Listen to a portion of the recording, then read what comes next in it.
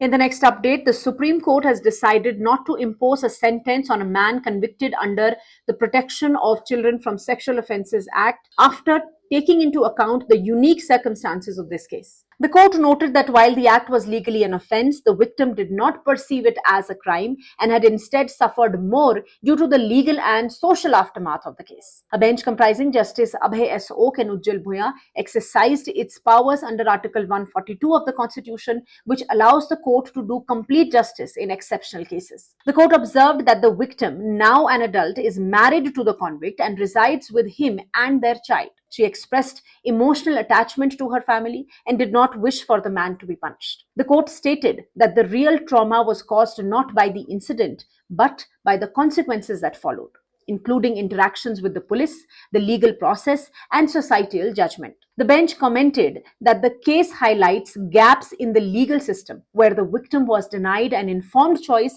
and was failed by both society and her family. Earlier, the top court had taken up the matter suo moto after setting aside controversial observations made by the Calcutta High Court last year. The High Court, if you recall, had acquitted the accused while making sweeping comments about adolescent behavior. The Supreme Court restored the conviction and formed a three-member expert committee to assess the victim's welfare. Now, based on this committee's report, the court concluded that imposing a sentence would not serve the ends of justice. It also directed the West Bengal government to provide educational and financial support to the victim and her child. Further, directions were also issued to ensure proper implementation of Sections 19(6) of the POCSO Act and Sections 30 to 43 of the Juvenile Justice Act across all states.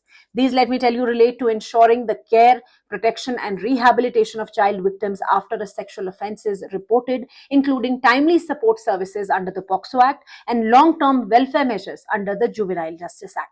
The Ministry of Women and Child Development has also been asked to consider the amicus curiae suggestions and submit a comprehensive report.